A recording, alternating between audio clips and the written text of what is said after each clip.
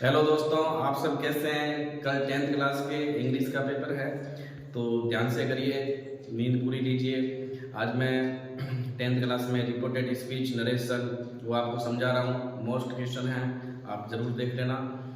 आप सबको best of luck मेरी तरफ से, भोजराज प्रजापति सर। तो देखिए, डायरेक्ट में मैंने कुछ सेंटेंस लिखे हैं, वो मैं आपको समझा रहा हूँ। सेंटेंस मैंने पहले लिख दिए।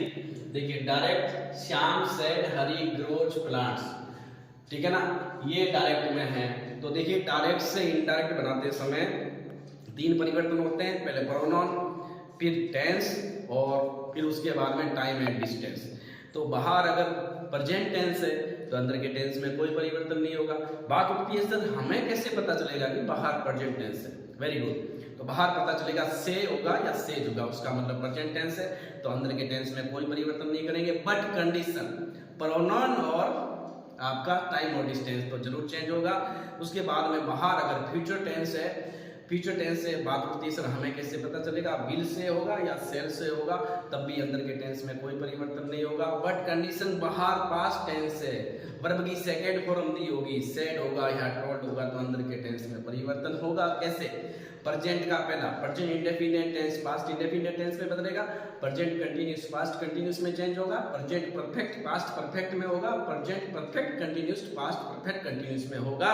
और पास्ट का पहला पास्ट के तीसरे में, यानी past perfect tense past perfect, पहले पास्ट इंडेफिनिट टेंस होएगा पास्ट परफेक्ट में, और पास्ट का दूसरा यानी पास्ट कंटीन्यूअस टेंस पास्ट के चौथे में पास्ट परफेक्ट कंटीन्यूअस टेंस में होगा। यानी प्रेजेंट पास्ट का पहला पास्ट के तीसरे में, पास्ट का दूसरा पास्ट के चौथे में, और बाहर पास्ट टेंस है और अंदर फ्यूचर टेंस है। जहां विल और सेल है वहां कुड कर दो, कैन का कुड कर दो, मे का माइट कर दो। तो देखिए, श्याम सेड हरी ग्रोज प्लांट्स, तो बाहर पास्ट टेंस है, सेड से पता चला।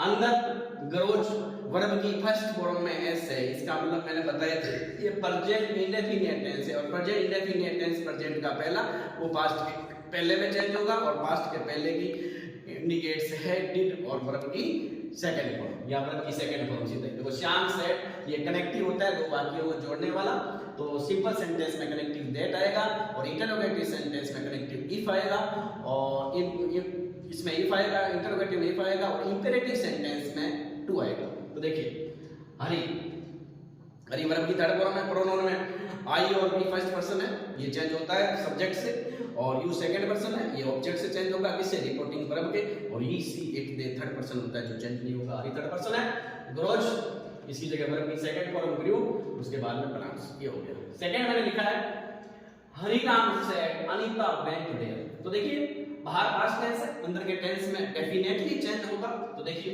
वेंट वर्ब की सेकंड फॉर्म है, इसका मतलब सेकंड फॉर्म है तो पास्ट का पहला रूप है, और पास्ट का पहला पास्ट के तीसरे में चेंज होता है, और पास्ट के तीसरे की इंडिकेट्स है हेड प्लस वर्ब की थर्ड फॉर्म। देखिए, Hariram said comma ended comma हटा के दैट अनीता हेड वर्ब की थर्ड फॉर्म, देखो गो वेंट गॉन, तो इसकी थर्ड फॉर्म आएगी गो देयर। थर्ड मैंने लिखा है the teacher said the sun rise in the east, universal truth. Do you understand? Universal truth यानी सदा सत्य वाक्य होते हैं, उसमें कॉमा और इन्वर्टेड कॉमा हटा के कनेक्टिव डेट लगा के दोनों वाक्यों को जोड़ दीजिएगा। Universal truth. देखिए, the teacher said the sun rise in the east, अध्यापक कहता है कि सूर्य पूर्व में उगता है, यूनिवर्सल ट्रूथ। देखिए, the teacher said comma inverted comma हटा के that the sun rise in the east.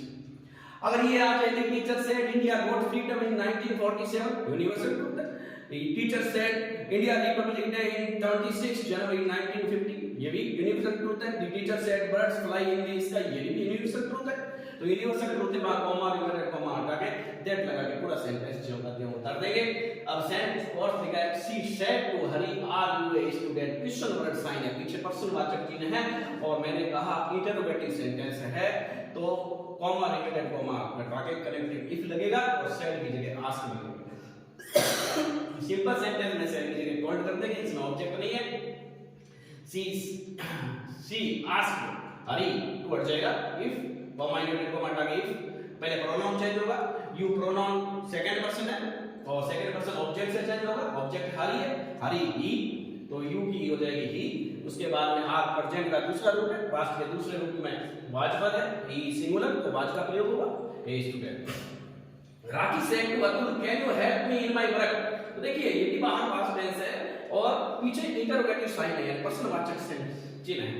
तो Rakhi asked Atul, comma inverted comma हटा के इफ लगेगा, फिर प्रोनाउन चेंज होगा, यू किससे चेंज होगा, अतुल से, अतुल रिप्रेजेंट करता है ही को, ही कैन का कुड टेंस हो गया, हेल्प मी फर्स्ट पर्सन है, सब्जेक्ट से चेंज होगा, सब्जेक्ट राखी, राखी रिप्रेजेंट करता है सी को, तो आई माई मी, तो सी हर, हर तो हर आएगा, इन माई ये भी फर्स्ट पर्सन है, आई की सेकंड फॉर्म आई माई, तो राखी की सेकंड फॉर्म सी हर, तो हर पर।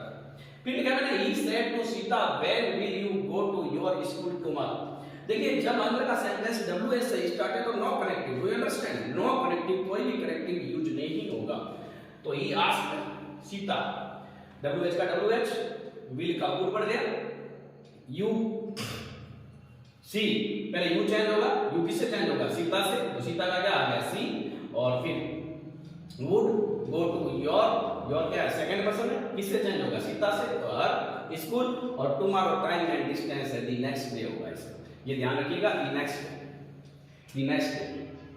हर सेंटेंस डिफरेंट टाइप का है, डू यू अंडरस्टैंड।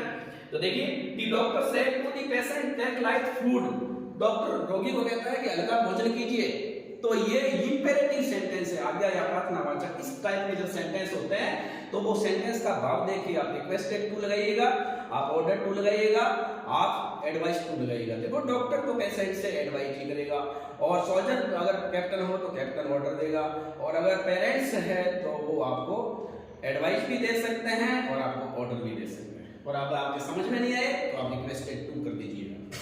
तो दी डॉक्टर्स एडवाइस, दी डॉक्टर एडवाइस दी पेशेंट, कॉमा इन्वर्टेड कॉमा हटा के टू लगा के पूरा सेंटेंस ज्यों का त्यों उतार दीजिए।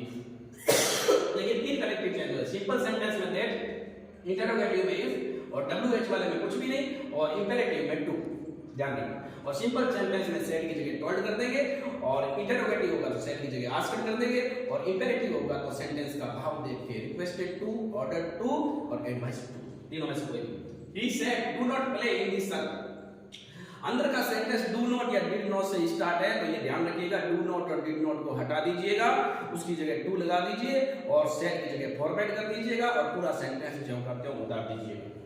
ही फॉरवर्ड मतलब मैं बना करता हूं, कॉमा इन्वर्टेड, ये भी ऑब्जेक्ट लगा दिया, ये भी लगाओ तो भी चलता है, टू प्ले इन द सन। उसके बाद में मैंने ये लिखा है, एक और लिखा है, the beggar said let me stay here.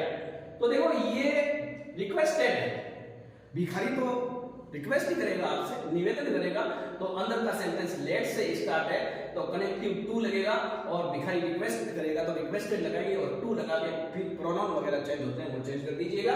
The bigger requested to, उसके बाद में लेट का लेट, मी फर्स्ट पर्सन है, द बेगर से चेंज होगा, बेगर ही को रिप्रेजेंट करता है, आई माई मी, तो ही हिज हिम, फिर स्टे हेयर का देयर। और फिर मैंने ये लिखा है टाइम और डिस्टेंस, देखो हेयर का देयर, हेयर होगा तो डायरेक्ट में, अगर ये होगा तो इनडायरेक्ट में ये कर देंगे, हेयर का देयर कर देंगे, नाउ को देयर कर देंगे, अगो का बिफोर कर देंगे, टुडे का देयर डे कर देंगे, यस्टरडे है तो दी प्रीवियस डे कर देंगे, ध्यान रखिएगा टुडे, यस्टरडे और लास्ट वीक, लास्ट वीक का the following week, last month का दी फॉलोइंग मंथ, और टुमारो दी नेक्स्ट।